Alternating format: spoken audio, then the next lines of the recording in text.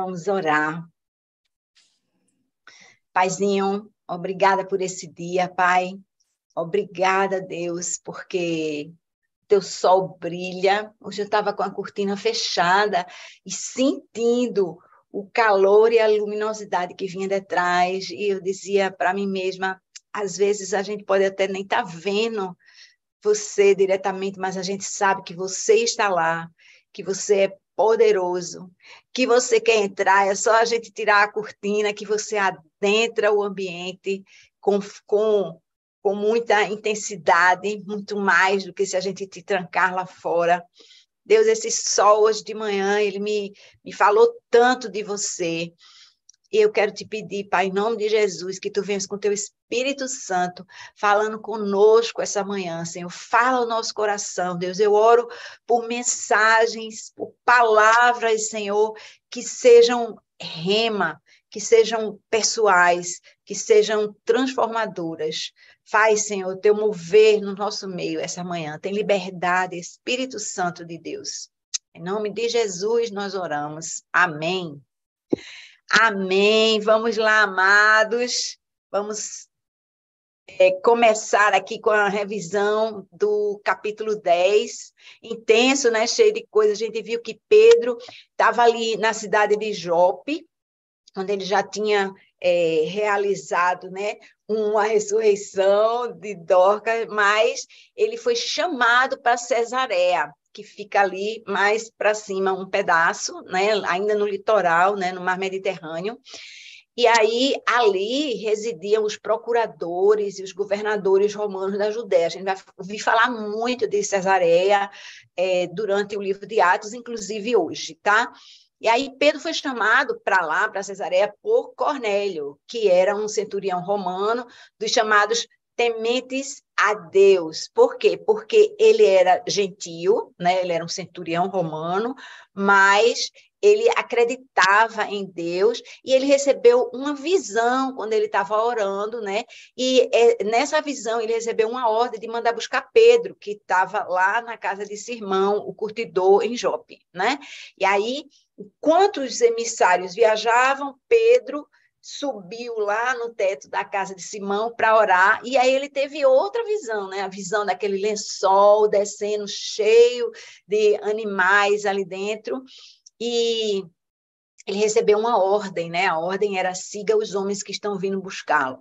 Então, Pedro não entendeu as coisas direito, mas ele não precisava entender, ele só precisava obedecer, né? E ele obedece, segue esses emissários até Cesareia, entra na casa de um gentio, que é uma coisa proibida. Ele estava morando, né, hospedado na casa de Simão, o curtidor, que, assim, trabalhava com animais mortos, que já era uma quebra de protocolo, né?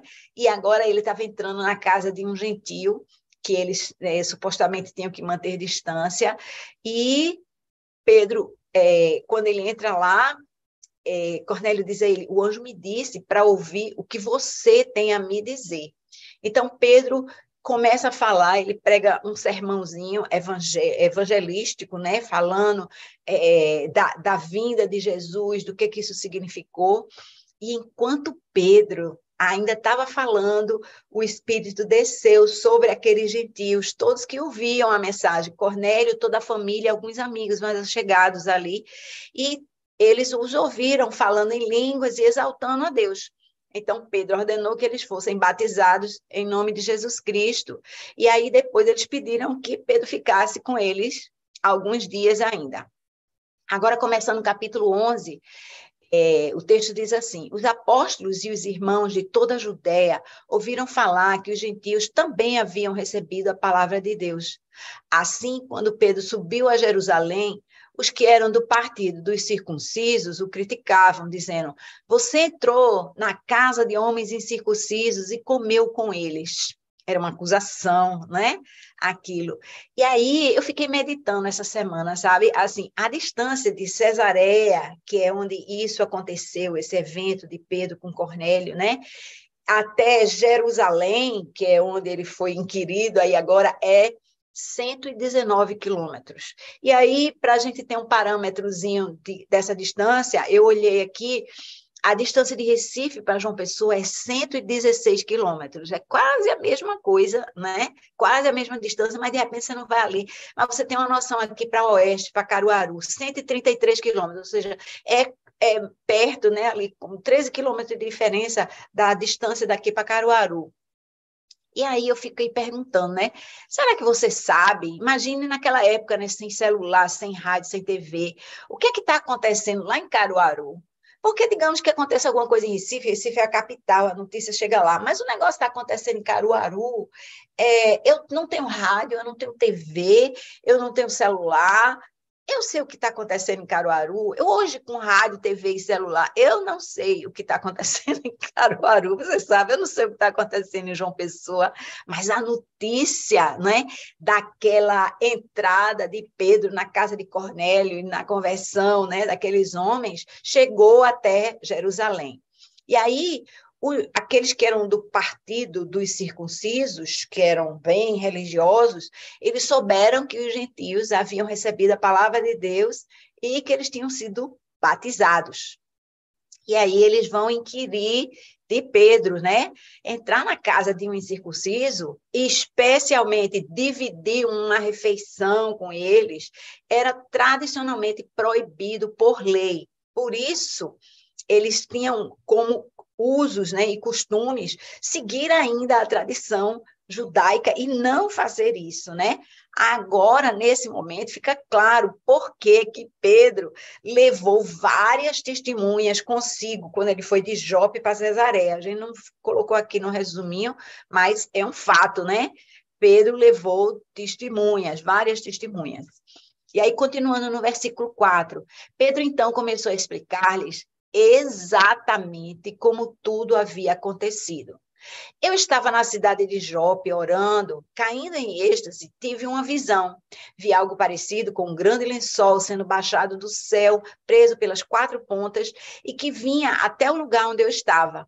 Olhei para dentro dele e notei que havia ali quadrúpedes da terra, animais selvagens, répteis e aves do céu.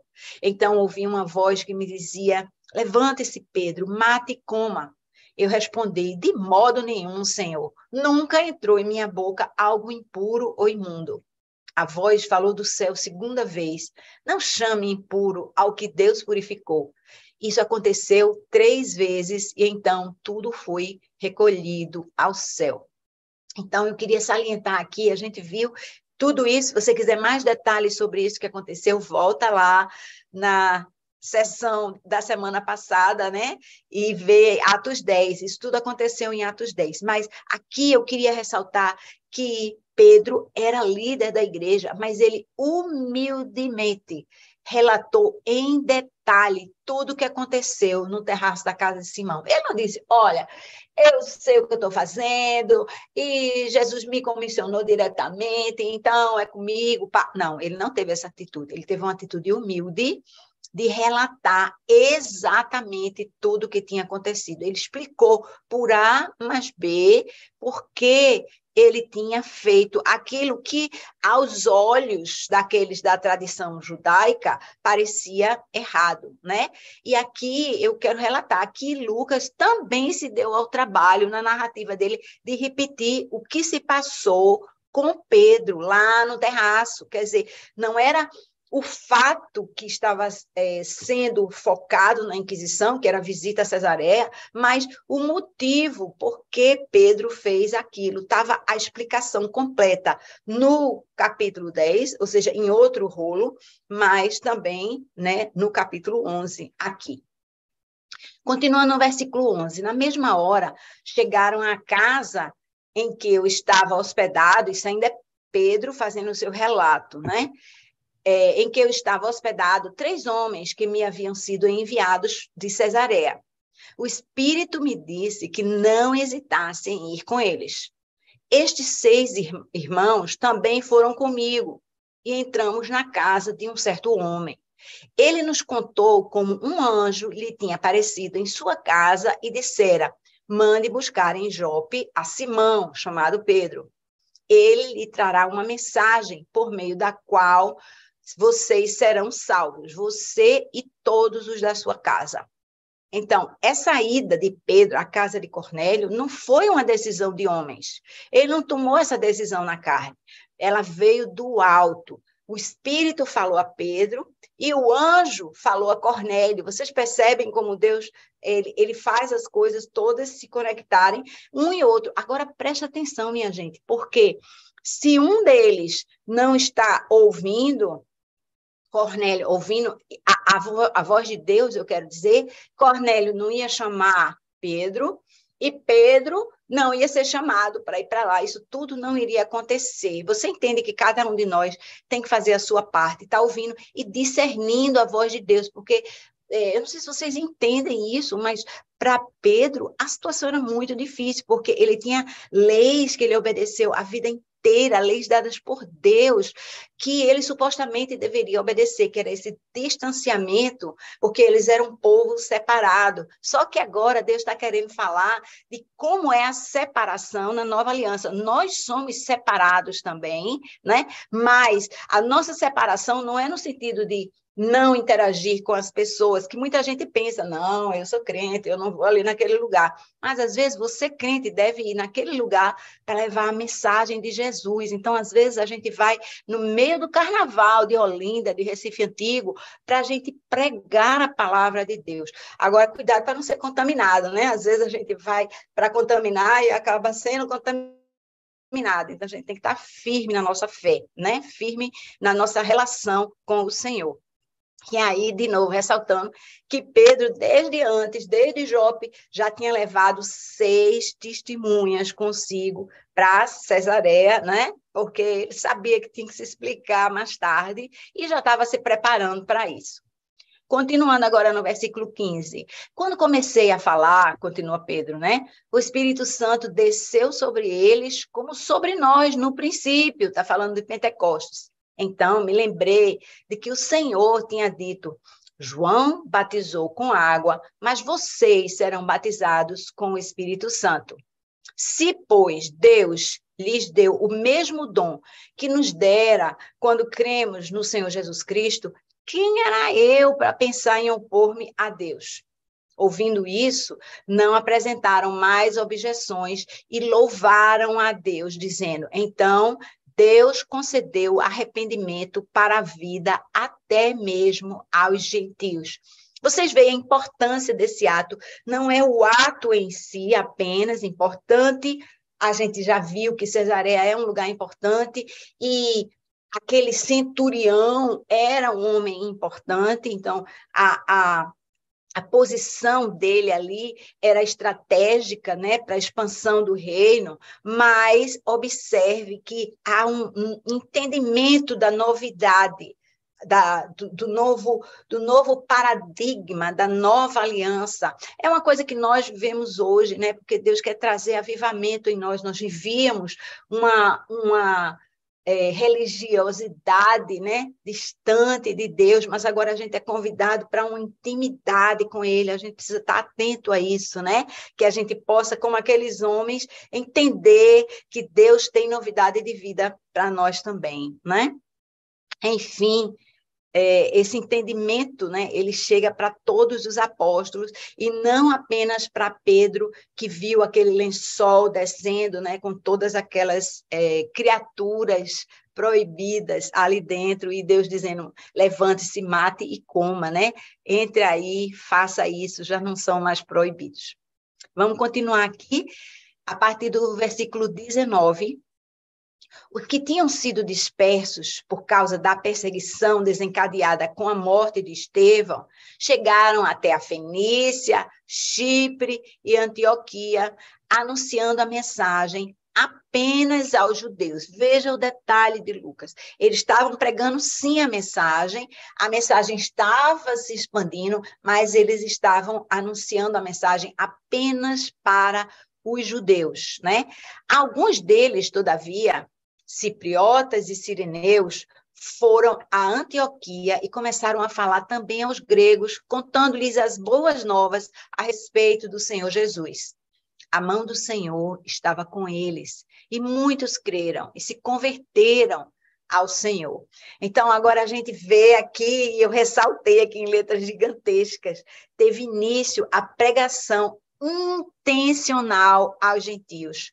Porque antes, os gentios eles podiam ouvir aquela mensagem, mas a mensagem não era destinada a eles, né? E agora a gente vê aqui que alguns cipriotas, né? Alguém da ilha de Chipre ficava lá para cima, pertinho ali de Antioquia, assim, de Tasso, a cidade onde Saulo nasceu. E sirineus, eles foram a Antioquia e eles começaram a falar para esse povo grego, né? Para esses gentios que tinham uma mentalidade diferente. E aí, eu queria ressaltar uma coisa que é muito importante, que pode nos escapar, pela família me escapava, né? Pela falta de entendimento a respeito da cultura daquela época. As cidades, naquela época, elas eram como símbolos, porque elas tinham uma caracterização muito forte de uma forma ou de outra. Então, Jerusalém, ela era caracterizada pela religião, né? A gente vê que a sede de tudo volta para Jerusalém. O negócio aconteceu lá em Cesareia, mas os apóstolos estão esperando Pedro voltar, porque aquela era a base deles, e ali eles fizeram essa inquisição. Jerusalém era a sede de religião, Roma, a capital do poder, Alexandria, lá já na África, né, era a sede do intelecto, Atenas, na Grécia, era a sede da filosofia, depois a gente vai ouvir, né, a respeito de Paulo chegando lá, e Antioquia, que é a cidade que é falada aqui agora, era a capital dos negócios e da imoralidade. A gente não tem tempo aqui de passar por todos os deuses e os cultos imorais que eram feitos a esses deuses aqui em Antioquia. Então, guarda isso na mente, porque era uma cidade poderosa financeiramente, comercialmente, né? E era uma cidade depravada, imoral.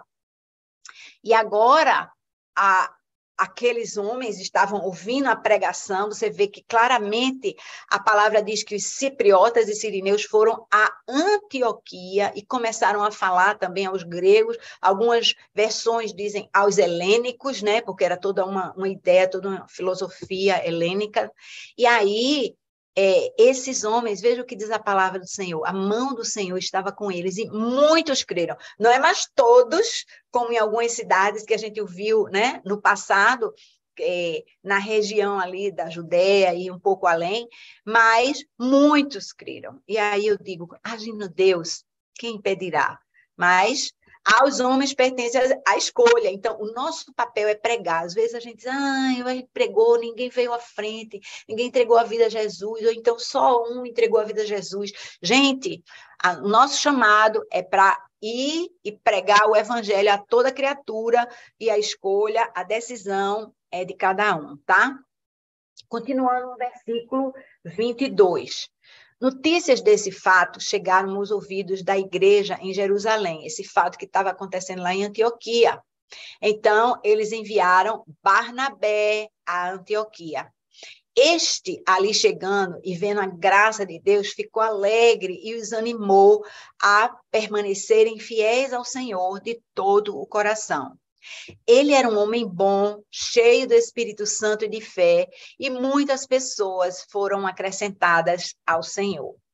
Olha, gente, Barnabé, ele era um mestre, né?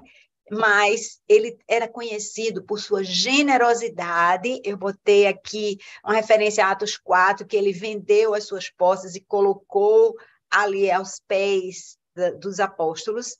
E ele era conhecido pela sua aceitação a Saulo de Tarso, que lembra, ele foi rejeitado no começo, as pessoas tinham medo dele, e foi ele que pegou Saulo de Tarso, depois que ele se converteu, e os levou até os apóstolos. Você não sabe o que eu estou falando? Vai lá em Atos 9 para enxergar isso aqui, tá?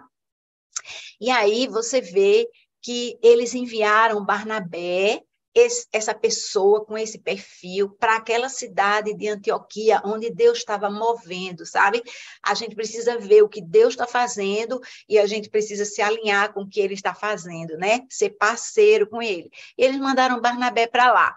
Barnabé conseguiu, agora, veja os olhos de Barnabé, ver a graça de Deus ali no meio daqueles homens. Ele tinha olhos de amor e ele conseguiu ver a graça de Deus ali e se dedicou de todo o coração a ajudar aquele povo a permanecer fiel. O foco é Cristo, né? O foco é a salvação e agora de todos, eles entenderam isso, né? E aí vem uma fala, né? Lucas para falar a respeito de Barnabé. Ele era um homem bom, cheio do Espírito Santo e de fé, e muitas pessoas foram acrescentadas ao Senhor. Eu queria salientar para vocês mais uma vez, já falamos aqui antes, o registro de que a fé e a parceria com o Espírito Santo, elas são a receita, né, para levar vidas a Cristo. Amém? Vamos prosseguir. Versículo 25. Então Barnabé foi a Tarso procurar Saulo, e quando o encontrou, levou-o para Antioquia. Assim, durante um ano inteiro, Barnabé e Saulo se reuniram com a igreja e ensinaram a muitos. Em Antioquia, os discípulos foram pela primeira vez chamados cristãos. Gente, eu queria lembrar a vocês aqui, porque Saulo estava fora do cenário, né, nas últimas falas da gente.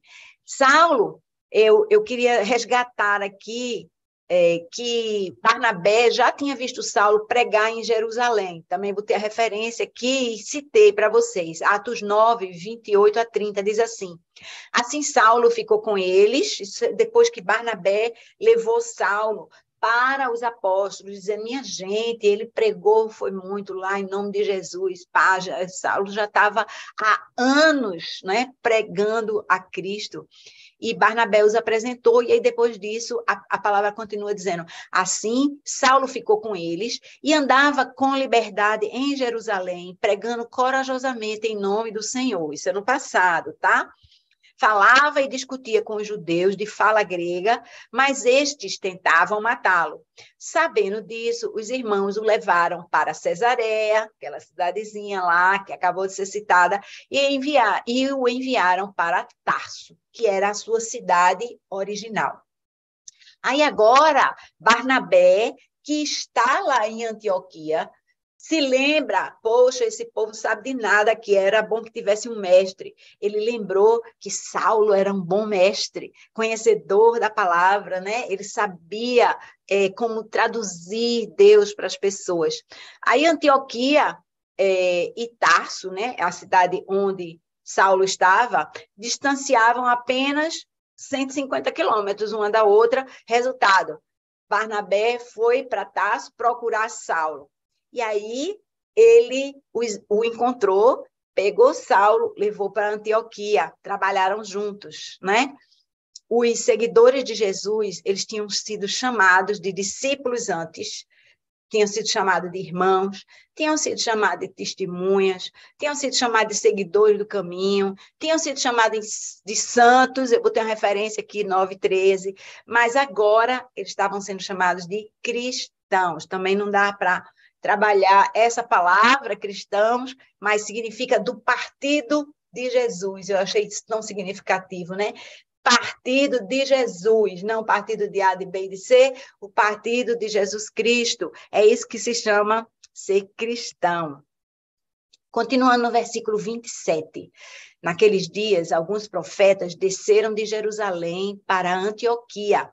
Um deles, Ágabo, levantou-se e, pelo Espírito, predisse que uma grande fome sobreviria a todo o mundo romano, o que aconteceu durante o reinado de Cláudio. Os discípulos, cada um segundo as suas possibilidades, decidiram providenciar ajuda aos irmãos que viviam na Judéia. E o fizeram enviando suas ofertas aos presbíteros pelas mãos de Barnabé e Saulo. E aí aqui também muitas coisas acontecendo, tá? Naqueles dias, primeiro, alguns profetas desceram de Jerusalém para Antioquia. Eu quero dizer a vocês que Antioquia fica no norte, né? Se você olhar no mapa, Antioquia fica a norte de Jerusalém. Você vai subindo, passa por Samaria, vai. Mas o que acontece? Jerusalém era uma cidade alta. Antioquia, ela estava no litoral. Então, quando eles dizem desceram de Jerusalém para Antioquia, eles estão falando do relevo, tá? Ali, e aí eles foram para Antioquia, profetas, é a primeira vez que profetas são citados no Novo Testamento, e eles apareceram em grupo, é uma característica do profético no Novo Testamento, né? No Antigo Testamento era aquele um profeta especial, que a gente sabe os nomes, sei lá, Natã, é esse, aquele, mas agora a gente está falando de companhias de profetas, né? Eles vêm em bando, eles andam em bandos, tá? Já aconteceu no Antigo Testamento também, mas aqui agora é bem característico. E aí a gente vê que há um profeta em destaque, que é chamado Ágabo, né? Mas eles estão ali. Deixei uma frase aqui no meio, porque estava muito comprida, desculpa, eu não apaguei tudo, né? E aí há uma palavra profética de Ágabo, né? Indicando a vinda de um tempo de fome. Mas logo a solução aparece. O que acontece? Os discípulos já providenciam uma ajuda. É outra característica que eu gostaria de ressaltar aqui a vocês a respeito do profético. Às vezes a gente pensa que o profético é anunciar o que vai acontecer no futuro. Não. O profético é como se dissesse assim: olha, tem esse cenário aqui, dá uma olhada, você pode interferir nesse futuro aqui, nós podemos gerar o futuro. Veja o que aconteceu aqui. Haveria uma fome vindo, e agora com a palavra, o que veio? Veio a providência, veio o cuidado, veio a solução do alto. A gente tem que aprender a buscar do alto, sim, revelação do Senhor, mas com a vontade do Senhor, para que a gente possa realizar a vontade dele, para que a vontade dele seja feita, para que o reino de Deus venha sobre nós, onde nós estamos, a gente possa influenciar aquilo que está acontecendo e que vai acontecer no nosso meio. Amém? Então, essa palavra profética indicava a vinda da fome e a solução já apareceu. É muito importante que a gente entenda isso e veja essa mentalidade. Muita coisa para a gente aprender aqui. Procure aprender mais sobre o profético, porque o profético é para todos nós e é para o reino de Deus. Amém? Continuando agora, a gente emenda com o capítulo 12, minha gente. Vamos entrar no capítulo 12, versículos 1 e 2, dizem assim: nessa ocasião, o rei Herodes prendeu alguns que pertenciam à igreja com a intenção de maltratá-los e mandou matar à espada Tiago, irmão de João. Então, aqui a gente sente, né, uma mudança de paradigma. Vê, a gente estava aqui com a notícia de que haveria, né, uma fome ali, e aí o que acontece? Os profetas desceram de Jerusalém para Antioquia, onde estavam quem? Se liga, quem estava ali, Barnabé e Saulo, estava ali em Antioquia. Eles resolveram agora fazer uma oferta, né? E olha aqui o finalzinho do capítulo 11. E o fizeram enviando suas ofertas aos presbíteros pelas mãos de Barnabé e Saulo. Então, Barnabé e Saulo, que estavam em Antioquia e ouviram essa profecia a respeito da fome, foram encarregados de pegar aquela ajuda que foi levantada ali. Se lembra do texto também, a gente vai falar sobre isso, que viria uma fome, a fome sobreviria no reinado do imperador Cláudio, tá? Tem muita coisa aqui, eu não quero entrar em história, né, da igreja, pá, a gente vai focar aqui no Evangelho e no livro de Atos, mas as coisas estão acontecendo politicamente também. E aí, eles enviaram essa ajuda através de Barnabé e Saulo. Então, Barnabé e Saulo, eles são enviados de Antioquia para Jerusalém com essa ajuda. E aí a gente chega nesse primeiro versículo, né, de Atos 12, que diz agora que o rei Herodes prendeu alguns que pertenciam à igreja com a intenção de maltratá-los e mandou matar a espada Tiago, irmão de João. E agora a gente precisa entender um pouco esse momento histórico aqui. Eu coloquei isso porque tem esse rei Herodes aí, e você vai pensar, esse homem não morre não, né? Ele estava lá no nascimento de Jesus e agora está aqui, depois que Jesus morreu. Não é bem assim. O rei Herodes, que eles estão falando aqui, é Herodes Agripa I. Esse Herodes Agripa I, ele é neto de Herodes o Grande, que é aquele que ordenou a morte dos meninos menores de 2 anos na época do nascimento de Jesus, tá? Então, ele é neto dele já. E ele também, o Herodes Agripa I, ele é sobrinho de Herodes Antipas, que é outro Herodes que a gente viu na narrativa ali dos evangelhos. Esse ordenou a morte de João Batista, e esse também interrogou e zombou de Jesus. Você estiver aí curioso, eu amo isso. Eu fui para lá e vim para cá, minha gente, semana toda, e é muito bom porque você vê tudo isso acontecendo, e você pode entrar ali, a palavra ela tem esse poder, né, de lhe levar ali, entender o que está acontecendo e isso afetar o seu coração, sabe? O seu entendimento e o seu sentimento com relação a tudo isso. Então, Lucas 23, 7-11, você vê essa narrativa ali, aquela coisa de Pôncio Pilatos, joga para lá, joga para cá, e aí aconteceu, né? Desse Herodes Antipas, ele tinha jurisprudência sobre o local, né? De onde Jesus era, e aí Pilatos descobre isso, manda para lá para Antipas. Antipas queria muito, Antipas era um cara bem estranho aí, e ele queria muito ouvir de Jesus. Jesus não fala nada com Antipas, cala a boca mesmo, e aí ele zomba de Jesus. Antipas, ele foi deposto mais tarde, em 39 depois de Cristo, e isso aí quando o rei Agripa assumiu o território dele, né, de Antipas aí, e esse território seria a Galileia e a Pérea, tá? Galileia e Pérea, lembra para cima? Pérea é aquele lugar mais que tinha Cafarnaum, assim, né? Depois você olha lá no mapa. Mais tarde, esse rei Agripa I, ele recebeu desse imperador Cláudio o domínio da Judéia e Samaria, outras regiões, tá vendo? Aqui a gente tem falado de Galileia e Pérea, mas ele recebeu mais domínio sobre Judéia e Samaria, e isso habilitou a receber a designação de rei Herodes. Então, ele era o rei Herodes, mas não era o avô dele, o grande, não. Ele era neto daquele cara. Bom, entendido isso aí, a gente vê o seguinte, ele tinha todo esse domínio oficial, vamos dizer assim, mas ele precisava do apoio da comunidade, ele precisava do apoio dos residentes, dos habitantes da região, e por isso ele tinha essa motivação, né, de prender alguns homens, né, ali do caminho e maltratá-los. A gente vê que ele se esforçou para conquistar a simpatia dos judeus, e a estratégia dele era perseguir a igreja primitiva que estava surgindo ali. Tiago, ele foi o primeiro dos 12 apóstolos de Cristo a morrer. Quando eu digo o primeiro apóstolo, é porque Judas, na verdade, foi um traidor, né? Então, Judas já tinha morrido àquela altura, mas lembra, Judas foi substituído, né? Ele foi substituído por Matias mais tarde. Lá no comecinho de Atos a gente vê isso, né? Capítulo 1.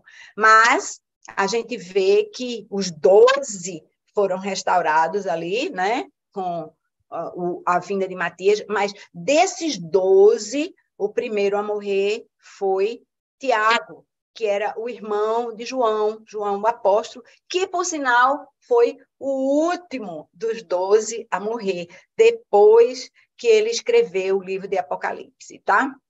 Continuando aqui, no capítulo 12, versículos 3-5, a palavra diz assim, vendo que isso agradava aos judeus, prosseguiu, isso está falando ali de Agripa, né?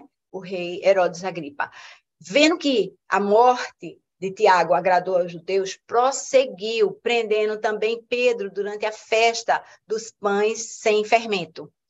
Tendo-o prendido, lançou-o no cárcere, entregando-o para ser guardado por 4 escoltas de 4 soldados cada uma.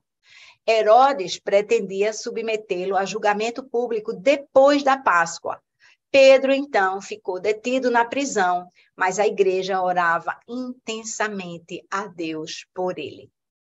Muito interessante isso aqui. Primeiro, esse comentário inicial, vendo que isso agradava aos judeus, prosseguiu, a gente vê que a intenção de Herodes Agripa era ganhar popularidade entre os judeus. Você pergunta, por que o senhor está fazendo isso? Né? Não tem nada a ver com isso, mas ele tinha uma intenção, que era trazer a população para o lado dele, para apoiá-lo, né? Para ele ter um domínio tranquilo ali naquela região. A motivação era política, não era religiosa dele. Mas ele fez isso prendendo Pedro, mas ele sabia que Pedro era um líder.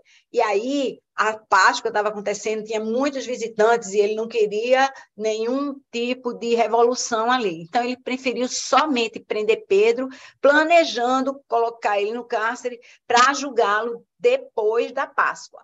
Só que ele entregou Pedro para ser guardado por 4 escoltas, se revezando, né, de 4 homens cada uma. Por que ele fez isso?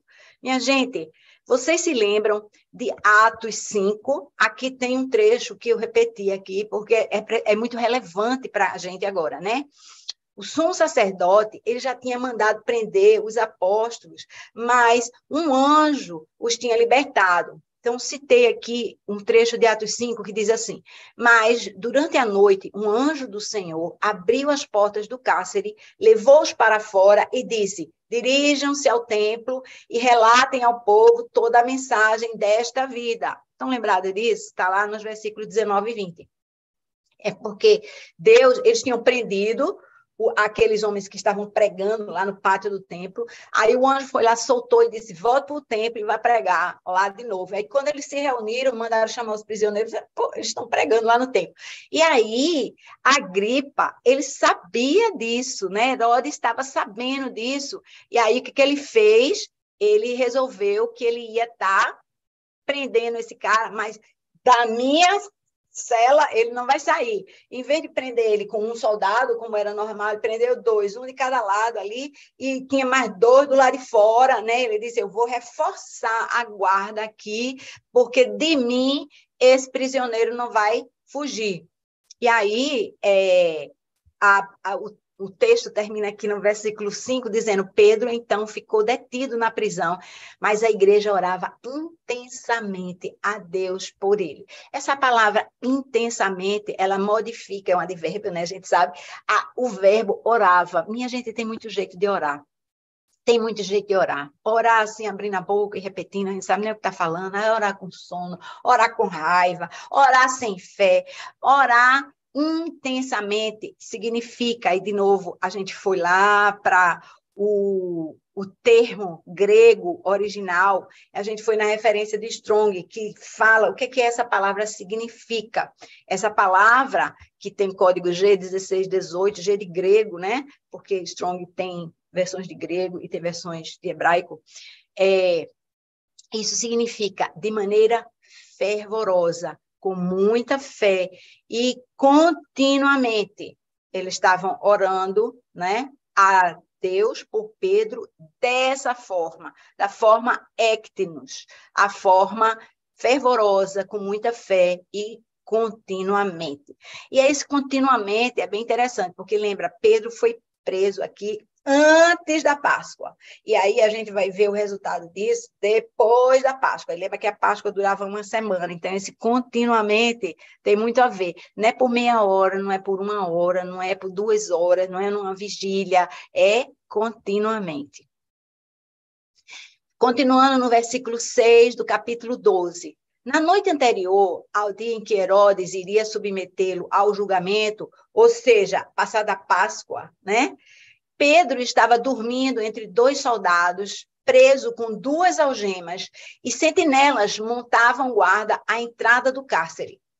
Repentinamente apareceu um anjo do Senhor e uma luz brilhou na cela. Ele tocou o lado de Pedro e o acordou. Depressa, levante-se, disse ele. Então as algemas caíram dos punhos de Pedro. O anjo lhe disse: vista-se e calce as sandálias. E Pedro assim fez. Disse-lhe ainda o anjo: ponha a capa e siga-me. Gente, soldado, algema, cárcere, nada disso tirou a paz de Pedro. Pedro estava dormindo quando o anjo chegou lá. A gente precisa aprender a enfrentar as intempéries da vida assim. Tá tudo caindo, tá tudo destruindo, tá a maior tempestade lá fora, mas eu estou tranquilo, porque eu confio que Deus está no controle. Às vezes é mais fácil falar do que fazer, não é verdade? Mas eu quero encorajar você a se lembrar dessa palavra, se lembrar que Jesus dormia na tempestade porque ele tinha controle, se lembrar que Pedro dormia no cárcere, se lembrar que Paulo cantava no cárcere. Por quê? Porque eles sabiam que Deus estava no controle. A gente precisa saber disso também, porque isso traz a paz que excede todo o entendimento. Amém? Enfim, continuando, né? Ele dormia entre dois soldados, né? Naquilo que seria a véspera da sua execução. Então, estava claro que Herodes estava esperando o momento de fazer um julgamento, quando ele iria legalmente matar Pedro, como ele tinha passado a espada em Tiago. Mas aí, o que aconteceu? Deus intervém através de anjos novamente, como a gente tinha visto em Atos 5, a gente está vendo aqui e a gente vai ver de novo mais para frente. Deus usava anjos o tempo todo lá. Agora, esses dias, a gente fica querendo ver os anjos, né? Mas a gente não tem por que estar aí procurando ver os anjos, porque os anjos, eles são despachados pelo Senhor para fazer coisas que ele acha inteiramente importantes. Então, o que a gente tem que fazer para ver anjo é fazer coisa importante para Deus. Meta-se em coisas que Deus tá dentro, está movendo, que você vai ver anjo. Não adianta você que fica, Senhor, manda um anjo no meu quarto aqui para eu ver, estou aqui numa boa, na minha cama, vendo uma paisagem linda, com ar-condicionado aqui, manda um anjo para eu ver aqui para me divertir. Os anjos não estão para lhe divertir, nem para me divertir. Os anjos estão para fazer a obra do Senhor em caso extremo. Mas se você for parar na cadeia, em nome de Jesus, talvez ele mande um anjo lá para assaltar você, viu? Enfim, os anjos, só para esclarecer, né, são seres celestiais que louvam e servem a Deus, né? Eles podem também ajudar os homens, mas eles fazem isso sob a autoridade de Deus. Muito interessante aprender sobre angelologia, né? Sabia um pouco de anjo, mas eu fiquei sabendo a palavra angelologia, estudando no seminário. Muito bonita essa palavra, né?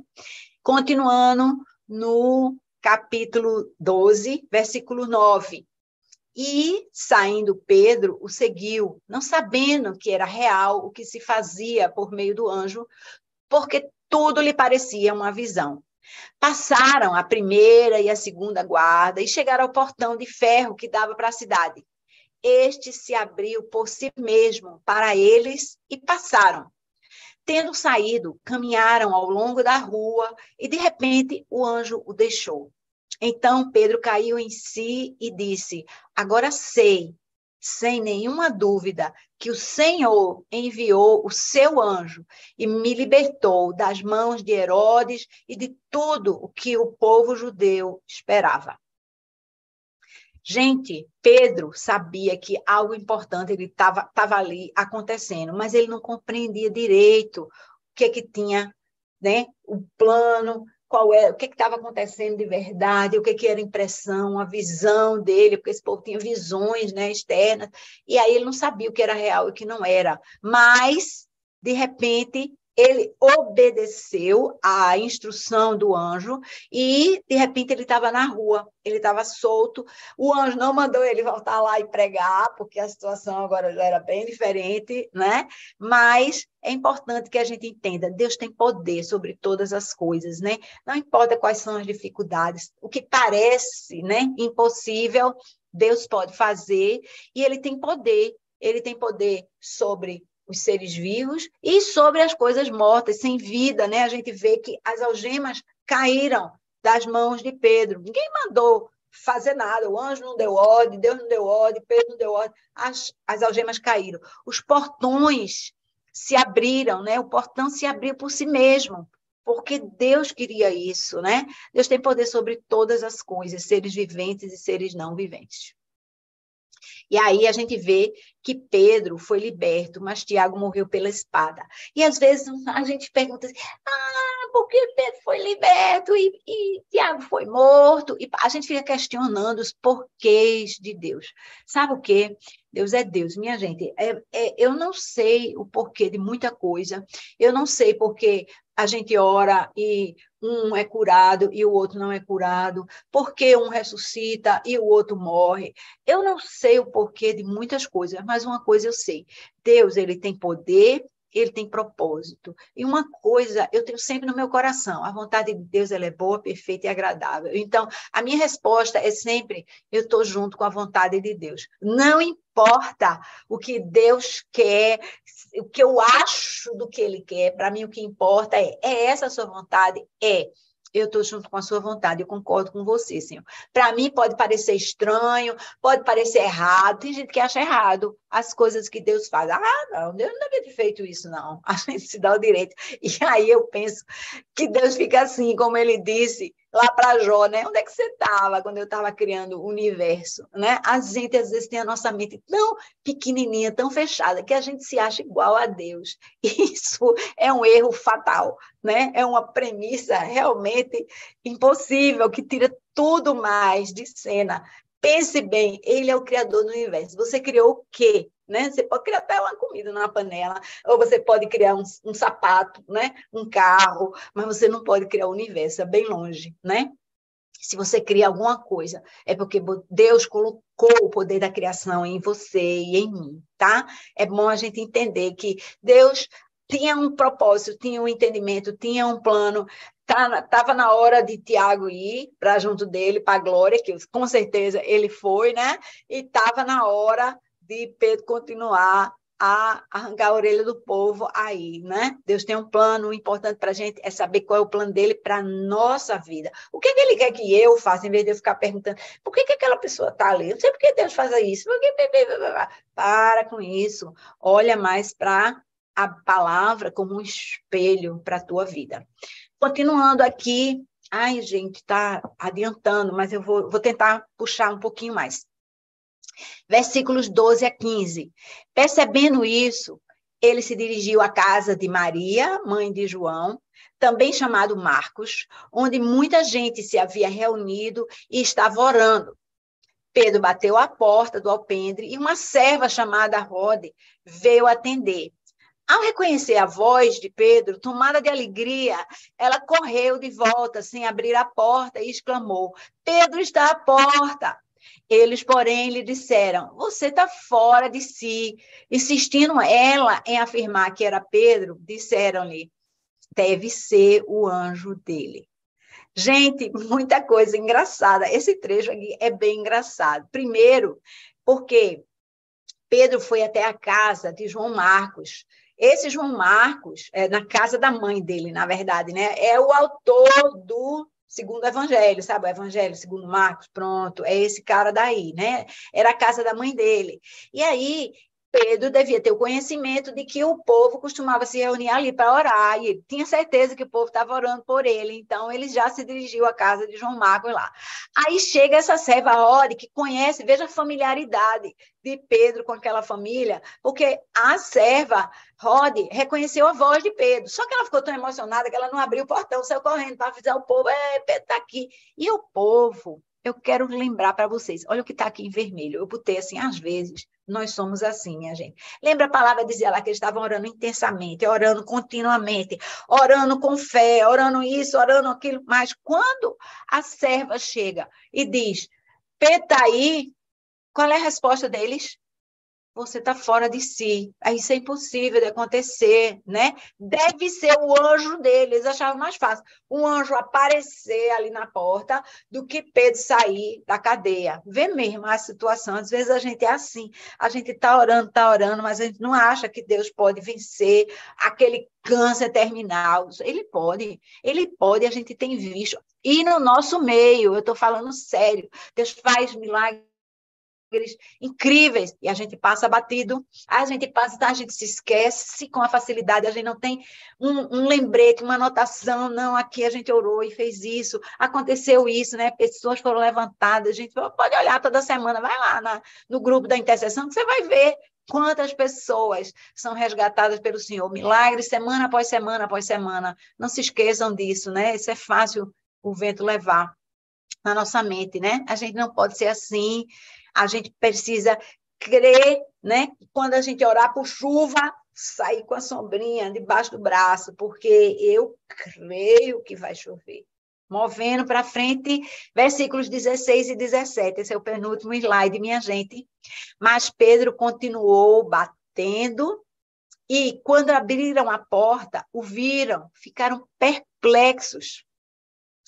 Mas ele, fazendo-lhe sinal para que se calassem, descreveu como o Senhor o havia tirado da prisão e disse: contem isso a Tiago e aos irmãos. Então saiu e foi para outro lugar.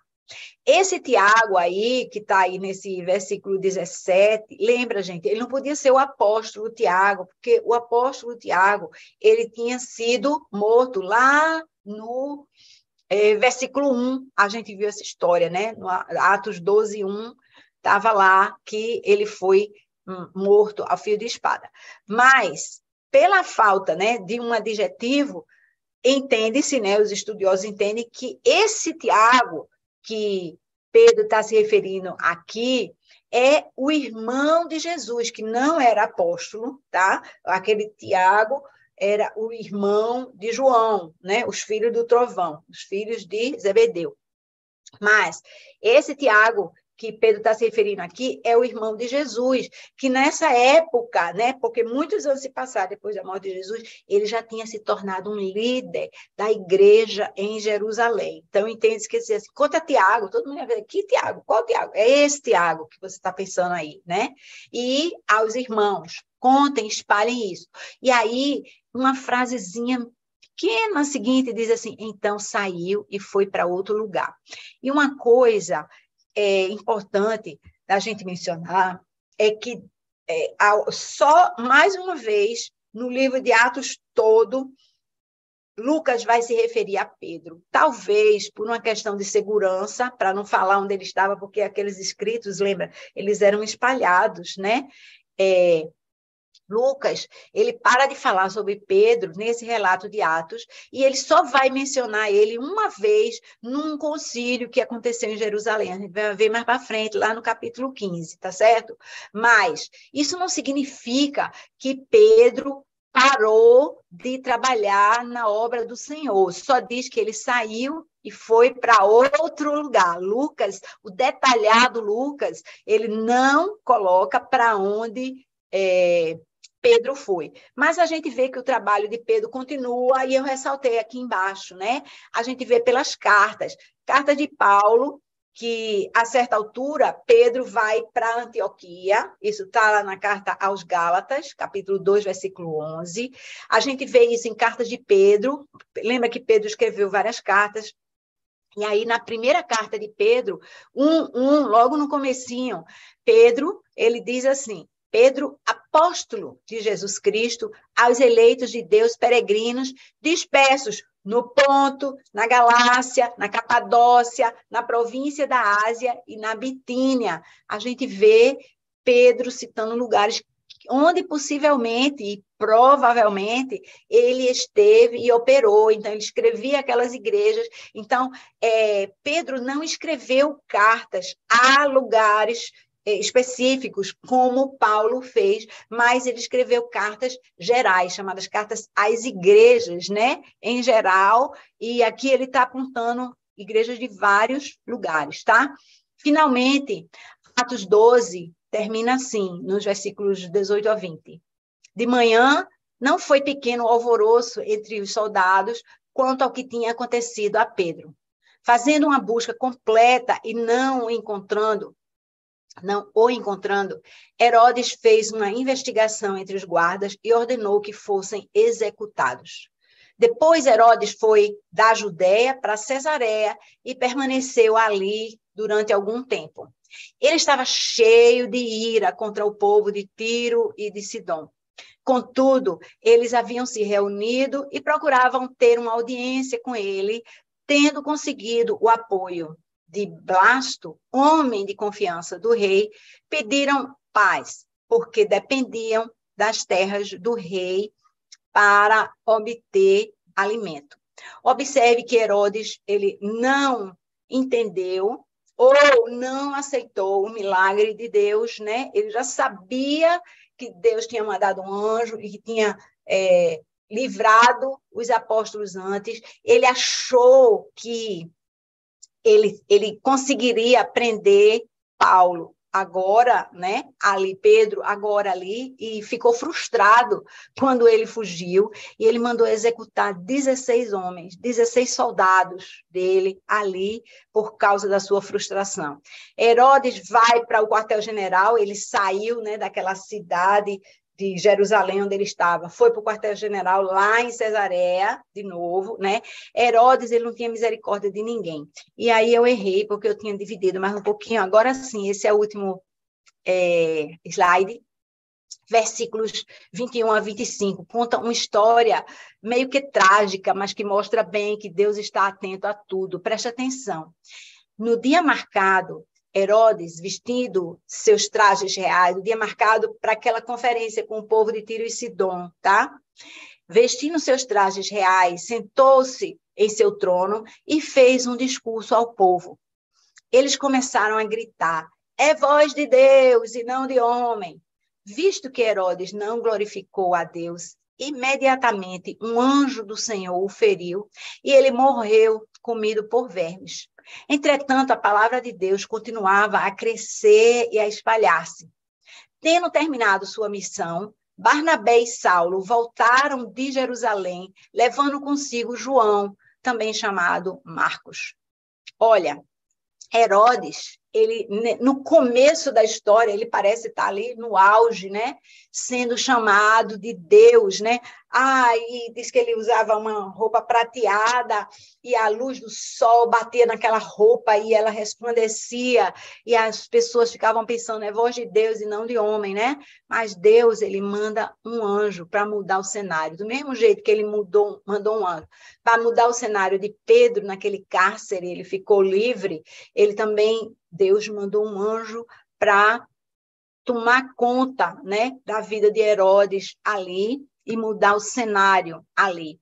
Nosso Deus é um Deus de justiça, ele é um Deus de vitória, minha gente. E aqui não está escrito, né, biblicamente, mas o historiador Joséfo, é um historiador judeu lá do primeiro século, ele conta que Herodes foi comido por germes em 5 dias. Aqui não tem isso, né? Diz assim, ele morreu comido por vermes. Mas Joséfo conta que ele começou a sentir dores ali naquela reunião. Ele começou a sentir dores, e as dores foram se intensificando. E depois de 5 dias ele morreu com as vísceras completamente comidas por vermes. Ele foi comido por vermes de dentro para fora, né? E aí, o último versículo, de novo, né? É como se fosse uma série de Netflix. Pense nesses capítulos, como assim, próximo capítulo a gente vai ver, né? Então, preparando para o que vem a seguir, o texto no versículo 25 diz, tendo terminado sua missão, a missão de levar aquela ajuda da igreja, lembra? Que Barnabé e Saulo foram levar para Jerusalém, por isso que eles vivenciaram toda essa confusão aí. Barnabé e Saulo voltaram de Jerusalém, trazem agora para onde é que eles voltaram? Lá para cima, onde eles tinham estado para cima no norte, né? Descendo aqui na Antioquia, levando consigo João, também chamado Marcos, e a gente sabe, né, que João Marcos ele vai fazer parte, mais tarde, da primeira viagem de Paulo, né? Paulo e Barnabé seguindo com Marcos, né? Ou João Marcos. Aí, amém? Voltando para a nossa reunião aqui. Olá, bom dia. Meu Deus, hoje eu me estendi para caramba. Ai, perdão. Fala aí alguém, minha gente. Bom dia. Oi, bom dia, Kátia. Bom Então, dia. o que me chamou a atenção foi quando Pedro, né, foi preso, e aí fala que Pedro ele estava preso e vigiado pelos guardas, e a igreja continuava a orar com fervor, né, aquela coisa da intensidade, né, que você falou. E também e quando ele sai e chega lá na casa de Maria e bate a porta, né? E o povo fica lá, será que é ele mesmo, né? Duvidando, né? É muito engraçada. Né? E aí eu fico imaginando, muitas vezes a gente ora com fervor para o milagre acontecer. O milagre acontece e a gente não se dá conta, sabe? Ou até mesmo falta de fé, pequena fé. Senhor, o Senhor ouviu minha oração, o milagre está aqui batendo na porta, né? Deus me mostrando o milagre, e a gente está tão preso àquela situação ali, né? Aquele momento de dor que a gente não consegue enxergar o milagre. E foi o que aconteceu, né? Que fala que as mulheres elas se assustaram quando abriram a porta e viram que, de fato, era Pedro, né? E muitas vezes a gente duvida até de que Deus ele pode realizar esse milagre, né? Eu assim, eu achei muito e que eu acredito que até o próprio Pedro, né, ficou achando que era uma visão ou certamente um sonho. Eu creio que também ele na prisão orou por aquela situação, né? E aí o Senhor vai, manda os anjos para libertar ele, tirar ele da prisão e ele como se fosse assim, será que isso é verdade mesmo? Será que isso é visão da minha? E é aquela coisa, né, que a gente ora, né, ora e só que a gente, o milagre está aqui, já Deus te dando um milagre e você não consegue enxergar esse milagre, né? Era isso, minha... A situação um pouco diferente, né, de Pedro com relação àquelas pessoas que estavam orando na casa da mãe de João Marcos, né? Pedro, ele estava vivenciando aquilo, e a gente precisa entender que essas pessoas, eles tinham muitas visões. No nosso meio, a gente tem tido isso agora, né? Pessoas têm visões e às vezes não entendem o que a visão significa, isso é um fato, isso é um aviso, né? Então, é difícil você compreender realmente quando você tem uma visão, qual é o significado ou a aplicação daquilo. E às vezes você tem visões tão reais que você não sabe se eu estou vendo isso no meu imaginário aqui ou se eu estou vivenciando isso. Então, essa era a situação de Pedro ali, sem saber o que era real e o que era visão, né? O que era Deus revelando ou o que estava acontecendo de fato. É diferente daquelas pessoas que estavam ali orando fervorosamente, queriam muito, estavam de acordo com a vontade de Deus, oravam sem cessar, sem parar, sem ceder, né, ali, mas no fundo, pensando assim, esse negócio vai acontecer mesmo, né? E às vezes a gente faz isso, e eu percebo isso na nossa realidade, é o que eu falei lá. Se você olhar para o nosso grupo de intercessão, minha gente, tem muito milagre acontecendo ali. Tem uma médica aqui, que pode passar lá e dizer assim, esse caso foi um milagre, esse caso foi um milagre, esse caso foi um milagre. Porque, assim, é gente dizendo assim, ó, o médico desencorajou, o médico... Isso aqui, ó, se vai... Tinha uma menina recentemente assim, olha, se não melhorar, em poucas horas vai entubar. De repente, a pessoa melhora, não entuba e sai do... E a gente se esquece. A gente se esquece, Deus está fazendo milagre no nosso meio hoje. Quando eu digo no nosso meio, não é no mundo, não. É aqui, é onde a gente está. Tem nome, tem endereço, tem tudo. Assim, eu não conheço a pessoa pessoalmente, mas alguém há de conhecer. Está acontecendo no nosso meio, mas a gente não rotula de milagre e a gente deixa para lá e vai procurar pelo milagre lá não sei aonde, na casa de sei de quem, que alguém botou a mão, mas Deus está fazendo milagre no nosso meio hoje. Acorda, igreja. Quem mais? Quem mais? Tassiana, vamos orar por um milagre na sua vida hoje? Quem mais aí, minha gente? Glória! Acorda, igreja. Amém. Ninguém quer falar nada, falei muito, foi? Bora, igreja. Eu coloquei no chat aí, eu não posso abrir coisa não, porque eu não estou apropriadamente vestida, mas eu coloquei aí uma frase que a pastora Thalita fala muito, que é Deus ama histórias cinematográficas. E é incrível, assim, a gente vê, né, como Deus é engraçado. Eu não conhecia, eu não percebi que Herodes havia sido morto, assim, né, pelo toque de um anjo e comido por vermes. Que coisa incrível, né? E como você falou, Kátia, o que nos intriga, né, diante da nossa limitação humana, é como Deus horas intervém, horas permite, muda a história, manda um anjo, outra hora deixa morrer, mas é por isso que a gente precisa ter fé, né, para acreditar que, de fato, ele tem sempre o melhor e usa todas as coisas para o nosso bem, né?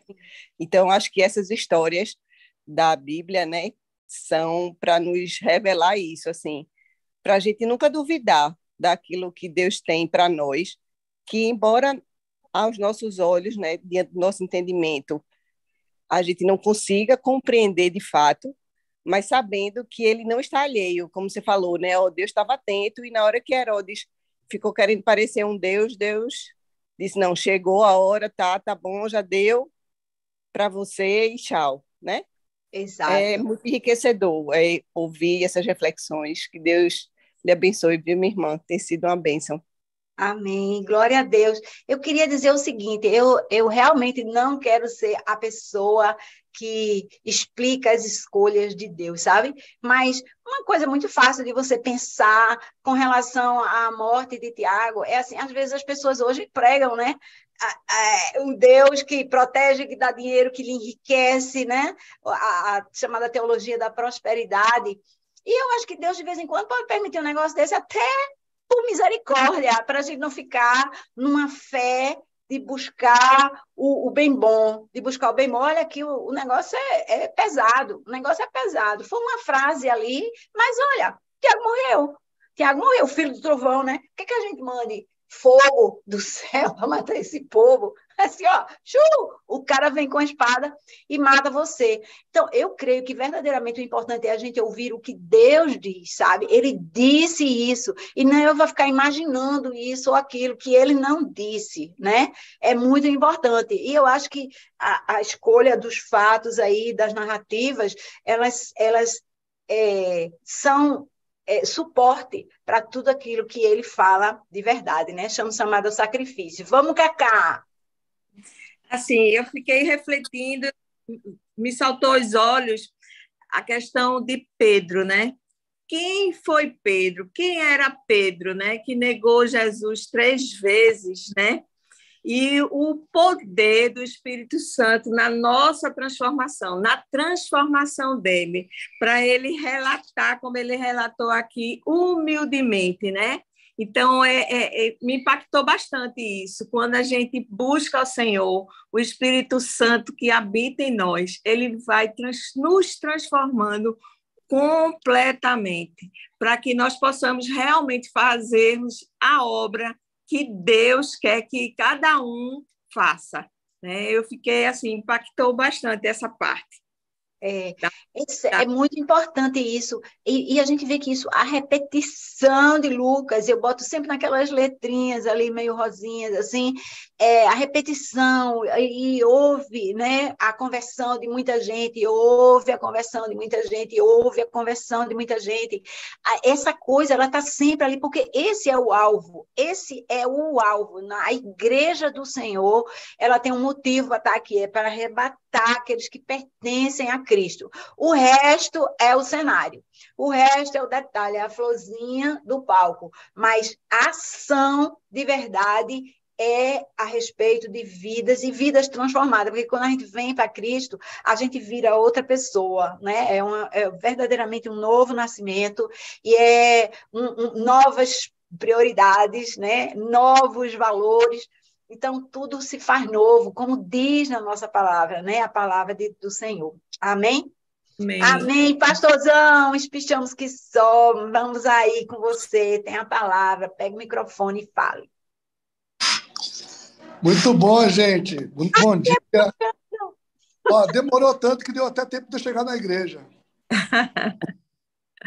Olha, eu só queria fazer uma correção numa coisa que Kátia falou, para que não fique nenhuma dúvida aqui, que é o seguinte: Kátia disse que quem quiser ver anjo pode ser preso, né? Então, tem que ser preso injustamente, viu? Não é ser preso justamente, não. Então, ninguém vai provocar aí uma prisão por qualquer motivo fútil. Eu não sei em nome do Senhor, não. Falou sim, pastor, isso que eu ia dizer. Ela disse, se você quiser ser preso em nome do Senhor, em nome de Jesus, pode ser que ele mande. Ele falou. Ah, bom. Eu ia perder essa oportunidade de jeito nenhum. Só para não ficar dúvida, para ninguém achar que, né, a maneira mais fácil de ver anjo é ser preso, só para que não fique dúvida, tá? Mas, gente, muito bom estarmos aqui, muito bom mais essa manhã, essa imersão aí, esse mergulho na palavra. Muito obrigado, Kátia, por tantos detalhes, né, que, assim, muitas vezes passam desapercebidos numa leitura displicente. Às vezes a gente faz uma leitura displicente e são detalhes assim que colocam a gente na cena, são detalhes que trazem valores, trazem um princípio, trazem um posicionamento, né? Então, isso é muito importante, é o que o salmista diz, né? Que a gente deve meditar de dia e de noite na lei do Senhor, ou seja, na palavra não apenas lida, mas meditada, né? Ruminada. Então, muito bom. Hoje aqui, todo esse panorama está sendo fantástico, aí essa imersão no livro de Atos. Muito bom, gente. Deus abençoe todos, então. Vamos orar, vamos colocar diante do Senhor aí, né? Tudo aquilo que Ele tem para cada um de nós no dia de hoje, né? Um dia em que as pessoas estão um pouco mais agitadas aí, né? Temos a questão da eleição, tudo, mas não mais agitadas do que já estiveram em todos os grupos. Então, que a gente possa ter uma confiança no Senhor da história, no Senhor né, que tem para cada um de nós, como igreja, um papel de trazer unidade às pessoas e não divisões. Divisão, o mundo já tem proporcionado demais, tem muita gente aí se dividindo, quebrando relações. A gente precisa espalhar o amor de Cristo. Se a gente quer que as pessoas sejam transformadas, né, as pessoas não serão transformadas por políticos, as pessoas serão transformadas pelo amor de Jesus no coração. Então, que a gente possa ter isso como foco e trazer unidade, né, resgatar unidade nas pessoas. Pai, em nome de Jesus, te agradecemos por esse estudo aqui hoje, Senhor Deus. Agradecemos porque Tu nos desse, Pai, uma palavra para que nós pudéssemos viver essa palavra. Queremos, sim, Pai, cada vez mais nos apegar à palavra dessa maneira, de uma maneira profunda, de uma maneira, Pai, nos detalhes. Porque Tu não botasse detalhes à toa nas Escrituras, Tu botasse detalhes para que nós pudéssemos aproveitar os detalhes também. Ó Deus, dai-nos um dia na Tua presença, Pai, que possamos viver o Teu melhor. Nós te agradecemos por essa manhã e por esse dia, em nome de Jesus. Amém. Amém. Bem, gente, Deus abençoe. Estaremos, então, hoje é importante você cumprir o seu papel, o seu dever cívico, democrático de votar, mas também é importante você cumprir o seu papel cristão de estar aqui juntos. Vamos cultuar juntos. Aguardo vocês, então, em das nossas duas celebrações. Um beijo no coração. Ótimo dia. Amém. Amém. Bom dia Beijo, para obrigada. vocês. Bom dia. Até a queridos. próxima. Bom dia. Vamos estar